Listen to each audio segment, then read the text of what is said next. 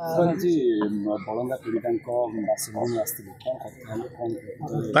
संगे कथा हेली प्रसाद बाबू एबे भी कथा होउचंती स्वाभाविक भाव झील जो ए प्रकार अवस्था पड़ी माँ हृदय जहाँ हवा कथा हो तेणुक मु कहली जे किसी असुविधा ना गोटे भल कथा जे से झीटी भल होगी आसो बोली डाक्तर मान पाखु जी खबर मिलला से खबर टी देली एवं जहाँ समस्या मु आसवा पूर्व जानी अवस्था कौन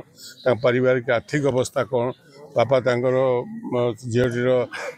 ग्यारेज में कम करते अवस्था से कथा से कहते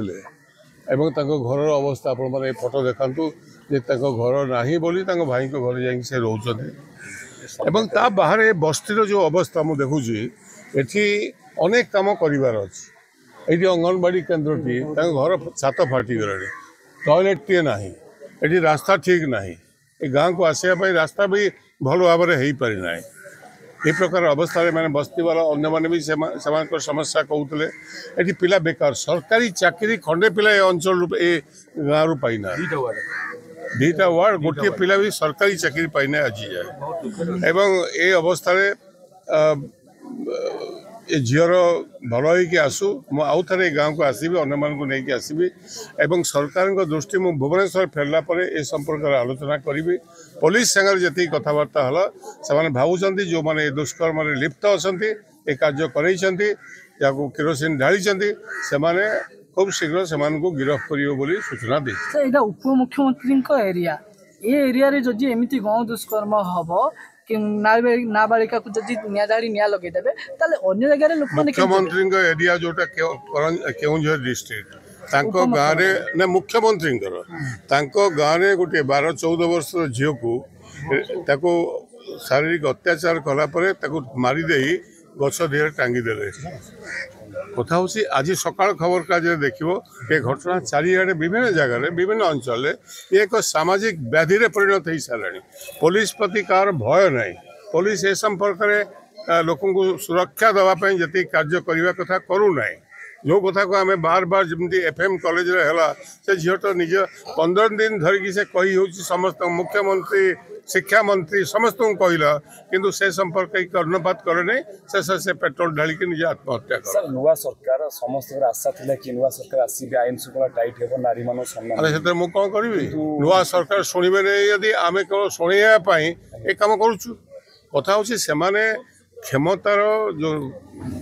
एक निशा भी था से निशा भीतर बुड़ी रही है कौन कर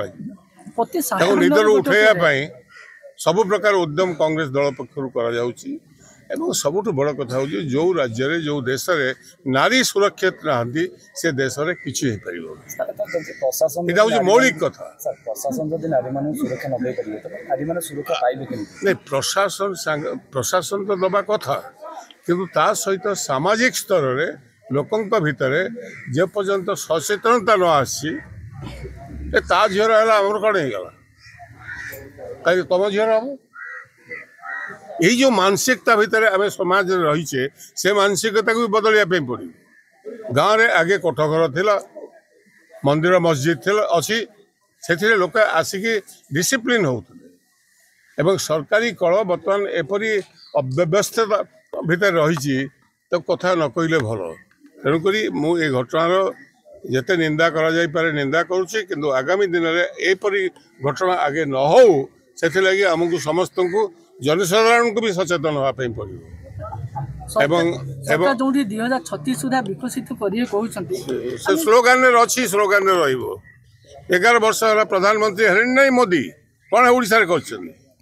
गोटे दुब गछ लगे रास्ता घाट अवस्था जो से कथा कहूँ 11 वर्ष से देश में प्रधानमंत्री होती ना ना यूपीए सरकार रे ग्राम सड़क योजना आरंभ होता कि नहीं सबू गाँव को रास्ता जाइला कि नहीं ये कौन कर टंका काटि तेणुक से विषय में मुझे राजनीति कथा कहवाई चाहूना ये गाँव रे बस्तीर समस्या विभिन्न समस्या अच्छी ए समस्या को आम तो नहीं जो संगे संगे अन्य समस्या केमती समाधान हम से दिगरे उद्यम कर।